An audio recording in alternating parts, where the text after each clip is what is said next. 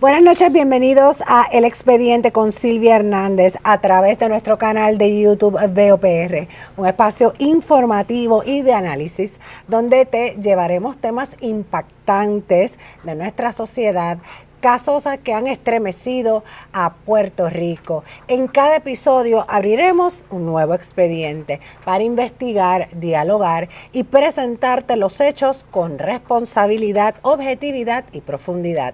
Tendremos entrevistas, análisis, historias y personalidades que forman parte de la noticia.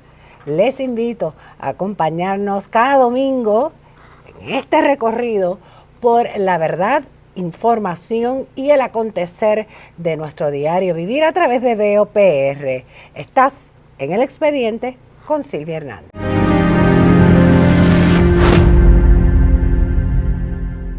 Este domingo el primer expediente que abriremos será el del asesinato de la jovencita Gabriela Nicole Pratt, de 16 años, ocurrido en el pueblo de Aybonito en agosto 11 de 2025 y por el que están acusadas una madre y su hija. Aprovecho para pedirles que se suscriban a este canal VOPR, le den a la campanita y además compartan este contenido. Obviamente, como todos sabemos, hemos estado dándole seguimiento a este caso constantemente, pero esta vez quisimos hablarlo desde el punto de vista no tanto de derecho, sino más bien de investigación y lo que socialmente y a nivel de criminología se puede estudiar o analizar este caso tan triste y que ha estremecido a Puerto Rico. Estoy honrada de contar con el profesor y amigo de muchos años, Jorge Suárez, quien es un experto precisamente en criminología. En el área social, obviamente este caso se ha investigado, se ha escudriñado, lo hemos analizado a la saciedad. Socialmente esto es un caso que se puede ver igual que tal vez otros casos de asesinato en Puerto Rico.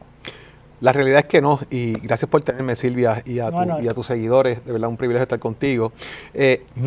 No podemos verlo igual. Lo que pasa en San Juan no es lo mismo que pasa en Aybonito. Lo que pasa en el barrio Limones de Yabucoa no es lo que pasa en el barrio Aguacate de Yabucoa, y son del mismo municipio. Así que hay un elemento social muy interesante que analizar en cuanto a comportamiento, en cuanto a elementos económicos, en cuanto a elementos educativos que se dan en estos municipios y lo que es la cultura, muchas veces la subcultura que se da en los municipios, que no es lo mismo que vivimos en diferentes lugares de Puerto Rico. Y en la montaña, que muchas veces se distingue precisamente por esos elementos a los que estoy haciendo referencia, vamos a ver cómo socialmente esto impacta en ese comportamiento. Quizás normalizan esa conducta. Para nosotros esa conducta no es normal. No es normal. Y ahí es donde viene en gran medida lo que ha llamado la atención del resto del país. ¿Cuántos expedientes existen precisamente de este tipo de conducta en Aybonito que no ha escalado a un asesinato, pero está ahí y muchas veces está solapado? ¿Qué ocurre cuando las entidades gubernamentales tienen que entrar, como el Departamento de Educación, el Departamento de la Familia, los trabajadores sociales, a atender este tipo de casos que se convierten en algo normal? Y me parece que ese es un punto de lanza bien importante en el análisis de este caso, donde uno se pregunta, ¿qué hace un grupo de familias, en este caso 2 familias, a altas horas de la noche en un desvío discutiendo? Las madres están allí, hay un montón de elementos, ¿verdad?, que socialmente pudiesen llamar la atención, diferente al comportamiento que vemos en otros lugares de la isla. Para nosotros, en verdad, el resto tal vez de Puerto Rico, no me gusta generalizar, pero yo sí puedo decir en el gremio, ¿no? Ha sido una sorpresa y ha estremecido al país, porque tal vez no estamos acostumbrados a que se asesina a puñaladas a una jovencita, ¿verdad? Y que obviamente aquí había un patrón o una costumbre de que, como decimos comúnmente, se saltaran a pescosas y cada cual seguía su camino y no pasaba nada y seguían compartiendo. Eso yo creo que ha sido un elemento de shock. No sé cuál es tu opinión, porque acuérdate, nosotros, la gente dice, pero ¿cómo es posible que la mamá le estaba dando a una menor y la menor le estaba dando a la mamá de la otra, que ya ha desfilado en sala? Pero aquí obviamente el detonante fue pues ese objeto punzante que causó la muerte. Aquí definitivamente hay una persona que perdió la vida, hay unas puñaladas que están ahí, hay que un elemento probatorio que va a entrar ahí. La pregunta es ahora los por qué. Fíjate que criticamos muchas veces la crianza antigua. Sí. Yo no me arrepiento jamás de los cocotazos que mi mamá me dio, ni de la chancleta voladora tampoco. ¿Por qué? Porque eso representaba de alguna manera un elemento estricto de conducta, de qué hacer y qué no hacer, de distinguir lo que estaba bien de lo que estaba mal, ¿verdad? Y eso hoy, pues obviamente tiene una connotación muy diferente en lo que son los derechos adquiridos y otros elementos más que se han legislado. Pero lo importante en esto es cómo manejamos esa conducta que antes, como tú muy mencionas, Silvia, se podían dar 2 golpes, 2 puños, resolvimos el problema. Hoy es otra historia. Hoy es con un arma de fuego, es con un arma punzante, es con cualquier tipo de elemento adicional que puede darse para hacerle daño a la persona. Y esa conducta ha cambiado tanto que hoy cualquier persona sale a la calle quizás con temor de que otra persona tenga lo que sea encima y venga contra quien fuera. Aquí se dieron casos incluso hasta de tocar bocina. Cuando ganga, tú estabas en un semáforo, tocaban una bocina y si tú tocabas bocina y te disparaban porque era la iniciación de una ganga en Puerto Rico. O sea, ese tipo de cosas que tú dices, pero ¿cómo es posible que esto se dé? Pues se daba dentro del bajo mundo, en esa subcultura, en ese tercer nivel de mundo que se vive también en Puerto Rico, que muchas veces la gente solapadamente no quiere ver. ¿Qué ocurre en estos lugares? Mira, y no solamente en el centro de la isla, vamos a pueblos más pequeños también, como municipios quizás Naguabo, Maricao, y estoy usando polos, ¿verdad?, del este y del oeste, que no son la urbe, ¿verdad? Y lo digo porque tengo mucha familia que viene del municipio de Naguabo también, mis abuelos son de allí, así que conozco mucho la idiosincrasia, este tipo de cultura que se da, de comportamiento donde no es lo usual para nosotros ver este tipo de cosas. Fíjate, una joven puede llegar a un lugar, tener una discusión, y hoy día tú pasas en la urbe, esto más allá de una discusión no escala.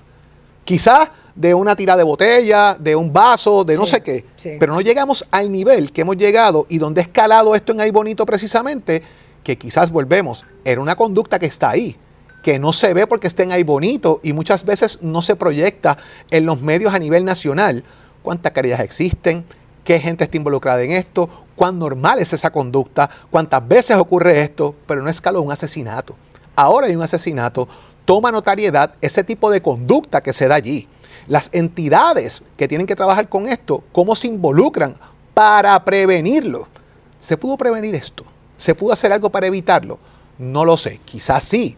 Pero ¿hasta dónde iban a llegar en ese momento de prevención o de acción contra lo que socialmente está ocurriendo, Silvia? Aquí hay un hecho consumado y tienes una madre involucrada en un proceso. ¿Cuál es la historia de la madre socialmente hablando? ¿Cuál es la historia de esas niñas socialmente hablando? ¿Cómo crecieron? ¿Cuál es el ente familiar que tienen? ¿Es una familia funcional? ¿Es disfuncional? ¿En qué trabajaban? ¿Cómo se comportaban?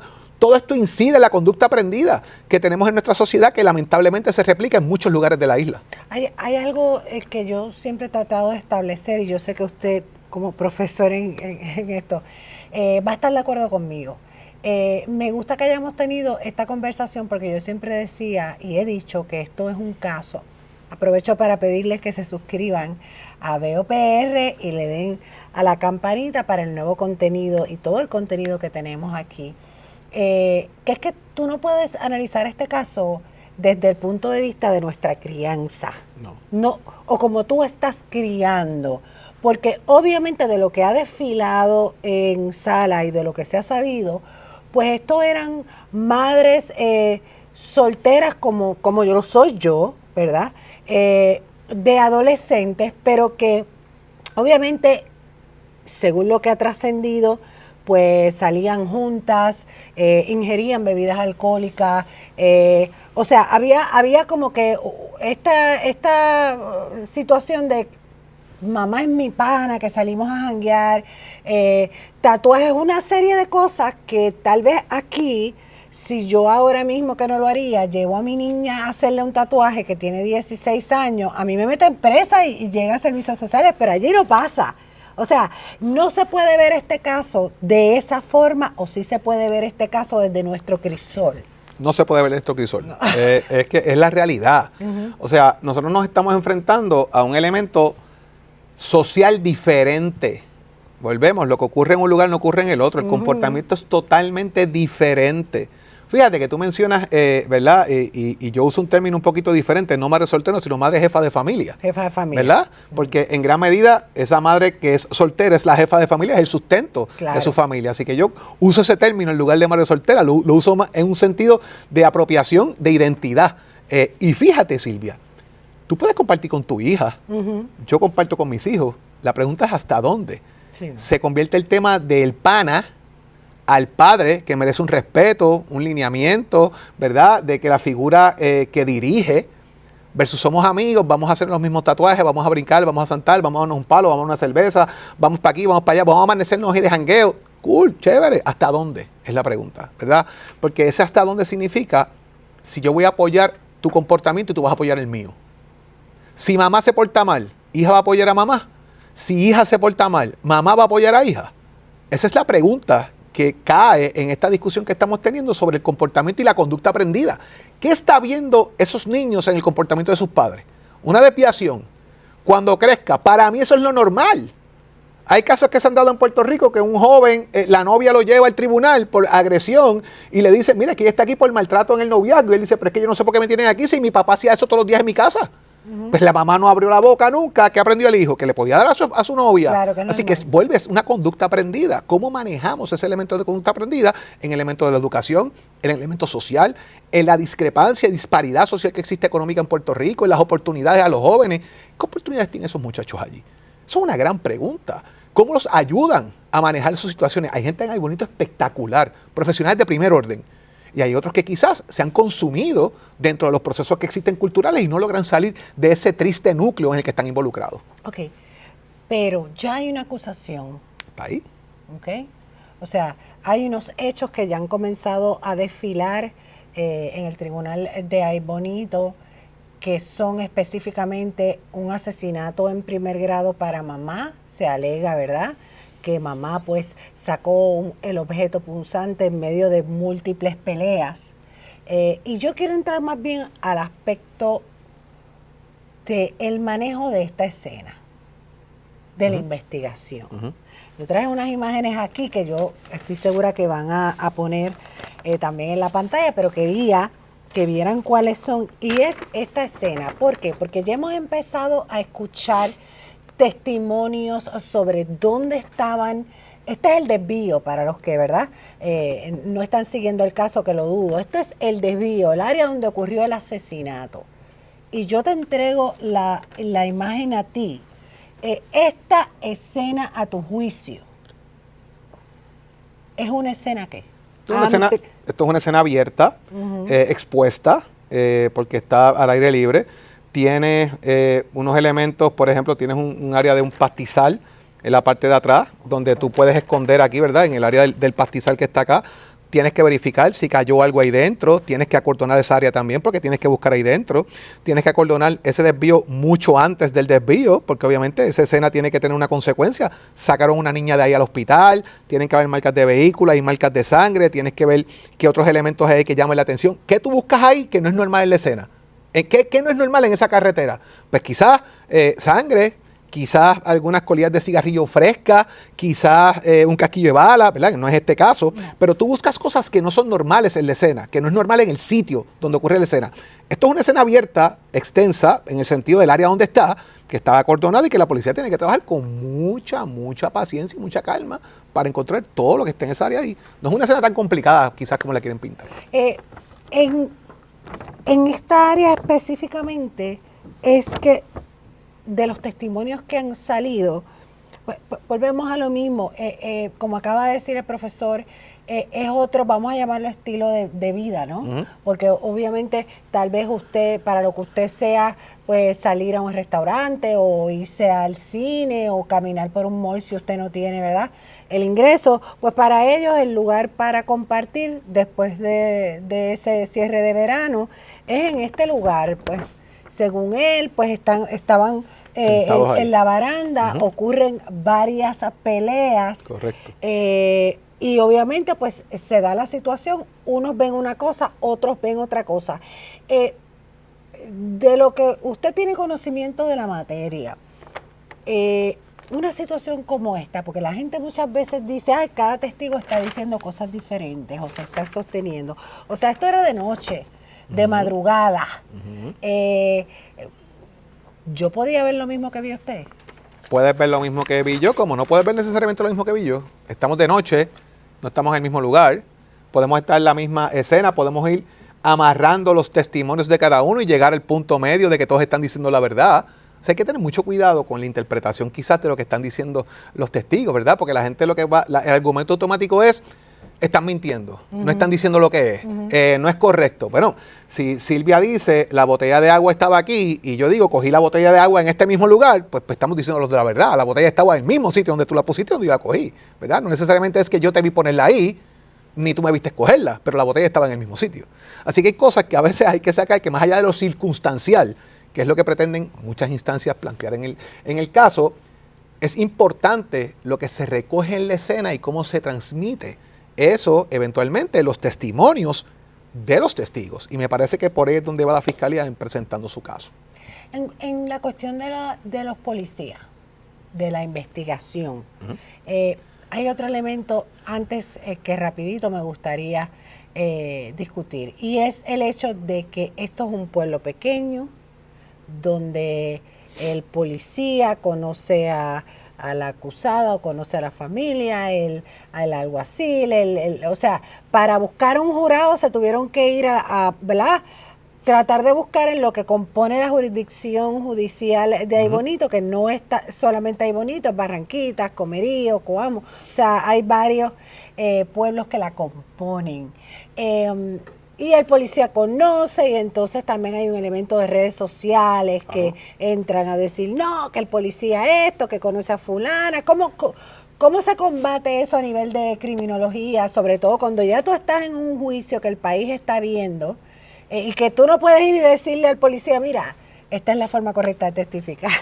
Sobreexposición en unos momentos dados a información, a los tólogos, porque aquí ya vemos tólogos, que todo el mundo sabe de todo, entonces de repente empieza a llegar toda esa información de cantazo, ¿verdad? Y Silvia, tú llevas muchos años trabajando casos judiciales en los tribunales, conoces el proceso.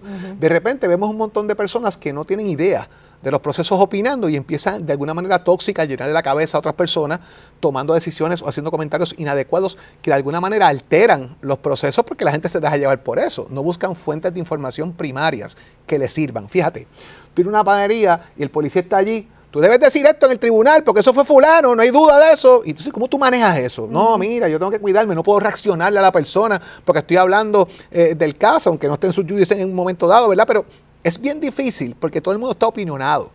Y hay gente que ya tiene, pues obviamente ya esto se acabó, esto pasó y se acabó, ¿verdad? No hay unos espacios que tampoco se dan de que la gente analice, van directo a adjudicar qué deben decir o qué deben hacer los testigos. Fíjate, trajiste un punto sumamente importante, es cómo tú manejar los comentarios de lado y lado de las diferentes circunstancias en pueblo pequeño. Dicen pueblo pequeño, infierno grande, una cosa que dicen, ¿verdad? Porque todo el mundo se conoce. Totalmente cierto, porque entonces el policía es el hermano del panadero donde compraba pan, la mamá de la muchacha, que es prima de la que cocina. ¿Y cómo yo manejo esto? Si son familia o se conocen o algo hay. El elemento de conocer la persona es bien difícil cuando tú tienes que separar de alguna manera la amistad, el conocer a una persona contra cuando tú tienes que actuar correctamente. Y hay un elemento de valor ético que estas personas tienen que establecer, y eso es bien difícil en el momento de tomar una decisión correspondiente a lo que es. Fíjate, pocos policías, tienes muchos policías cansados, con un burnout brutal. ¿Qué tú haces ahí cuando tienes un policía en pueblos pequeños, que no hay muchos, y tienen que enfrentarte a una escena como esta, que tiene que venir gente de afuera a tomar decisiones por ellos? Es un proceso difícil que ellos están manejando dentro de lo que tienen, y obviamente, consejo no pedido, hay que retomar las escuelitas a los policías, de darle educación continua, de testimonio en corte, de cómo prepararse y de volver a las escenas criminales. Voy a hacer una invitación. Para mí ha sido un honor que usted esté aquí conmigo, profesor. No me quiero ir sin antes preguntarle, dentro de pues lo que es su expertise y su materia, ¿verdad? Y lo que usted le enseña a los futuros criminalistas y abogados de Puerto Rico. ¿A usted le parece que hasta el momento los testimonios, o vamos a enfocarnos en esos testimonios de los policías, porque antes que eso, aquí la mayoría de los testigos son jóvenes? Jóvenes que algunos tal vez estaban ingiriendo bebidas alcohólicas, jóvenes que no se les ha respetado tampoco en redes sociales, no se les ha protegido ni su nombre, ni su cara, o sea, los han tirado al medio. Y obviamente tiene que haber un elemento de nervios, de tu saber que te van a escuchar en la televisión o que tal vez puedes tener unas represalias si dices esto, dices lo otro. Lo hay, mira, lo hay porque una persona adulta le da ansiedad sentarse en un tribunal, en el banquillo a testificar. Imagínate un joven que tiene desconocimiento del proceso, que lo van a tratar un poco de entrenar, de qué vas a hacer y cómo lo vas a hacer, y la sobreexposición que tienen. Vuelvo, los ataques son fuertes a estos jóvenes, cómo lo tienes que decir, qué tienes que decir, tú estabas allí, tú tienes que estar a favor de este o en contra del otro. O sea, es complicado para un joven que no esté expuesto a esto, absorber toda la información que tiene que absorber, canalizarla y exponer allí la verdad de lo que él vio, estuvo, sintió, escuchó, lo que fuese en este caso. Es más que importante, pero más que importante, ese proceso de entenderlo, de que te sienten y te expliquen a qué te vas a exponer. Silvia, en la universidad hay una clase de entrevista-interrogatorio precisamente para exponer a los estudiantes a qué se van a enfrentar cuando vas a entrar, en separar lo que es una entrevista de un interrogatorio, pero enfrentarte a eso. Y llevamos jueces que son amigos y se sientan allí, los aprietan, ¿verdad? Y el muchacho suda y se pone ansioso y es una clase. Imagínate en el estrado de verdad del tribunal. Es muy difícil para algunos poderlo absorber, y con la atención mediática que tiene el caso, por la notariedad que tiene, obviamente la exposición es mayor para estos jóvenes que lamentablemente, como tú dices, se le ha expuesto públicamente toda su información y que la gente los puede ver por ahí, los siguen, buscan en las redes sociales, lo que fuera, para comentarles y atacarles de igual manera. Profesor, muchísimas gracias. A ti por la invitación. Abiertamente lo voy a invitar de nuevo, así es que le agradezco muchísimo que hayamos podido tener una perspectiva diferente, ¿verdad? Desde otro punto de vista. Ya mismito vamos a entrar también en el aspecto de lo que es la investigación. Así es que aprovecho para pedirles que se suscriba nuevamente a Veo PR, comparta este contenido y le da la campanita para que le avise cuando tengamos nuevos episodios. Estoy ahora en compañía de la investigadora privada Miriam Polo, porque dentro del juicio contra Elvia Cabrera Rivera sale a relucir que, según el testimonio del agente Gerardo Berríos, que alegadamente Antonieshka Avilés Cabrera y su madre le habían entregado la ropa que no era.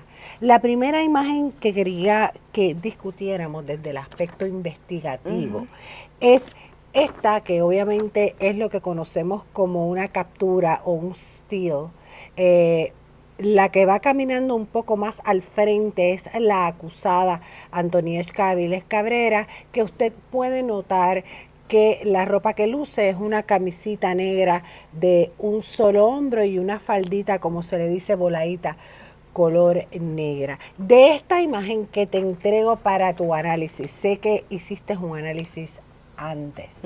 ¿Cuán importante es o no al momento de hacer investigaciones el tener material visual? ¿Cómo se da cuando no es mucho? O sea, aquí en este caso tú sabes que no hay videos sorpresivamente del momento del asesinato de Gabriela Nicole Prats. O sea, que ¿cómo ustedes van a ir vanando si lo que tienen son estos extractos?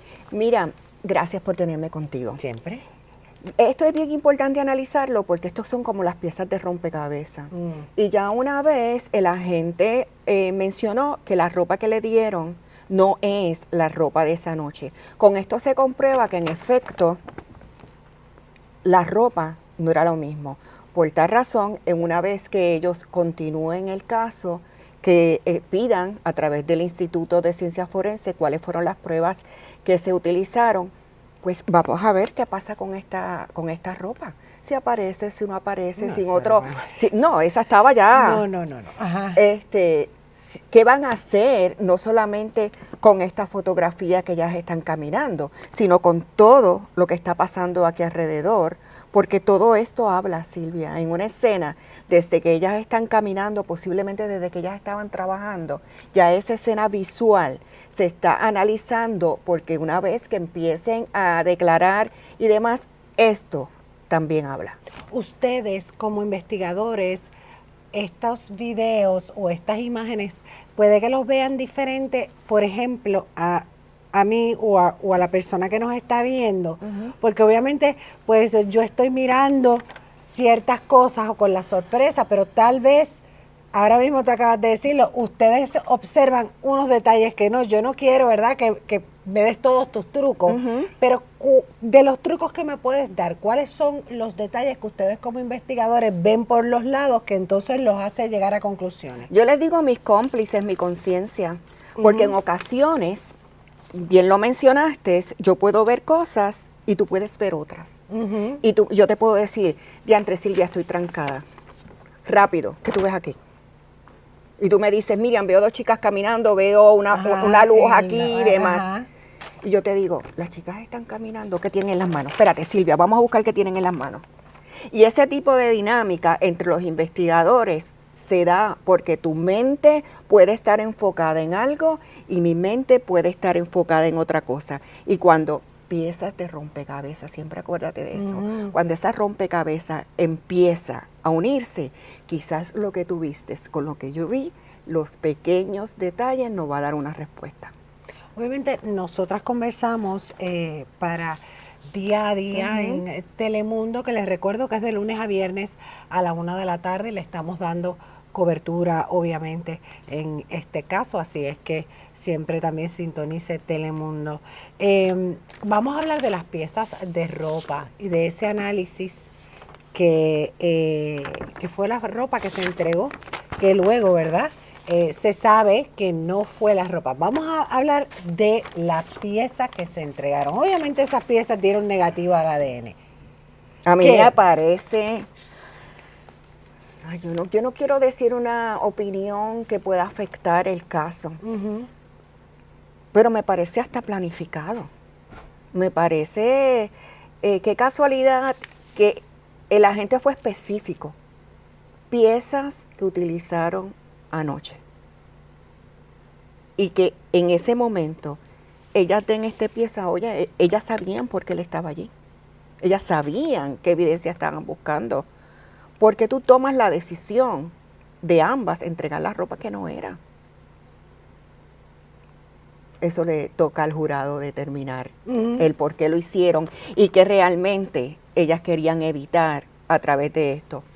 Yo no quisiera pensar que ya desde ese momento ellas estaban debidamente asesoradas y que ya en este momento ya habían buscado información que podía o no podía, porque ahorita, como decía el profesor, nadie que tenga malicia se le va a ocurrir esto. ¿Qué se hace con esta ropa? ¿Cuál es el proceso que hace un investigador cuando ocupa la ropa? Vamos a pensar que es otro caso. Cuando se ocupa ropa, ¿qué se busca para ese ADN? O sea, ¿es eso lo que se busca solamente? ¿Qué se hace con esta ropa? Se busca sangre. ¿Por qué es importante? Se busca sangre, se busca cabellos, se busca fluidos, se busca la transferencia hasta de sudor, Silvia, que pudieron haber tenido en contacto con otras personas. Ese tipo de evidencia es bien, bien importante, porque ahora mismo te puedo hacer un ejemplo. Yo te hago así y mi sudor de mi mano y demás se va a quedar así. Aquí nosotras dialogando sin querer podemos tener transferencia de saliva y eso se queda en la ropa. ¿Cómo se trabaja esa escena? Ya tuviste, la fotografían y demás. Una vez que le tiran las fotos, tú sabes las bolsas de traza que estaba buscando en el estudio a ver si veía. Bolsas de traza, correcto. Con lo embalan, lo ponen ahí dentro con guantes todo el tiempo, lo firman, lo sellan, se lo llevan para el lugar donde está la evidencia en el cuartel, pero nada más que se me escapó el nombre. Ciencia forense. De repente, y de ahí, el cuarto de evidencia, y de ahí, entonces se lo entregan a ciencia forense. Es bien importante que si yo recolecto esa evidencia y te la doy a ti, Silvia, fírmame. La cadena de custodia es esa es la cadena de custodia. Fírmame aquí a la hora, el día, el momento y que te entregue. Una vez tú lo llevas al instituto, fulano, fírmame aquí que Silvia te entregó y demás. ¿Para qué es importante eso? Para evitar que esa evidencia diga que fue contaminada y entonces no las acepten como prueba en el caso. Y acuérdate que en los tribunales es bien importante destacar que la gente puede decir, Silvia, todo lo que le dé la gana, hasta misa. Pero si tú no tienes la manera de probar científicamente con una persona que pueda decir, yo vi, yo estuve. No es que a mí me contó fulanito, menganito, no, es que yo estuve. Y para mí, ese yo estuve, yo vi, hablé, es más importante que cualquier otra cosa. Sí, ahí está. El testigo ocular. presencial u ocular, debo decir, tal vez en tu experiencia tiene más peso que todo esto del DNA o de las pruebas que se puedan haber hecho. Definitivamente, cuando estuvimos unidas trabajando el paquete para día a día, te dije en un momento dado que todo lo que ahora no nos hace sentido va a comenzar en un momento dado a encajarse en las famosas fichas. ¿Y qué pasa en ese momento? Que cuando tú empiezas a hablar, ese testigo los va a llevar a ese momento en específico. Y vuelvo y te repito, ese testigo, si puede probar que en efecto eso que dijo está allí, no hay más nada que buscar. Muchísimas gracias. Ay, Silvia, te quiero. Que se repita. Un placer. Amigos, quiero hacerles ahora un pequeño resumen de el expediente de Gabriela Prats y cómo va hasta ahora el caso.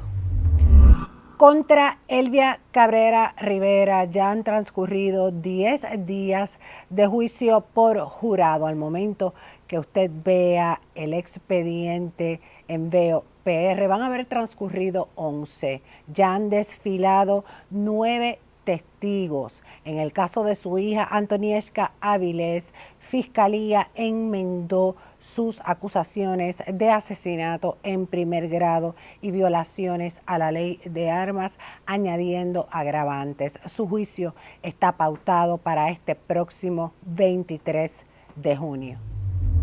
Y cerramos el expediente de hoy por los tribunales. Esta semana, del lunes 15 de junio al 19, está la vista preliminar contra Oscar Serrano, quien está imputado por alegadamente causarle la muerte en un hit and run al joven gruero Armando Rodríguez. El 17 de junio está pautada una vista en el Tribunal Federal en el caso de Raymond Ayala Rodríguez, Daddy Yankee, y su ex esposa Miredis González. También el 17 de junio comienza una vista contra Melicelis Ortiz, madre que se alega apuñaló más de 30 veces a su hijo de 7 años en el pueblo de Barranquitas. El 17 de junio continúa el día 12 del juicio contra Elvia Cabrera Rivera por el asesinato de Gabriela Nicole Prats. Y el 19 de junio es el día 13 del juicio contra Elvia Cabrera, imputada por el asesinato de Gabriela Nicole Prats. Y así concluye el primer episodio de El Expediente con Silvia Hernández en Veo PR. Aprovecho para dejarles saber que estaremos saliendo con un nuevo expediente todos los domingos aquí en Veo PR y que no tenemos límites para poder analizar los casos. De igual forma, estaremos abriendo expedientes de archivos de casos muy sonados en Puerto Rico y que ya pasaron. Así es que déjenos su comentario. ¿Cuál es el próximo caso que debemos reabrir para traerles un análisis a ustedes? Les recuerdo suscribirse a Veo PR, tocar la campanita para que esté avisado cuando tengamos nuevo contenido. Hasta la próxima.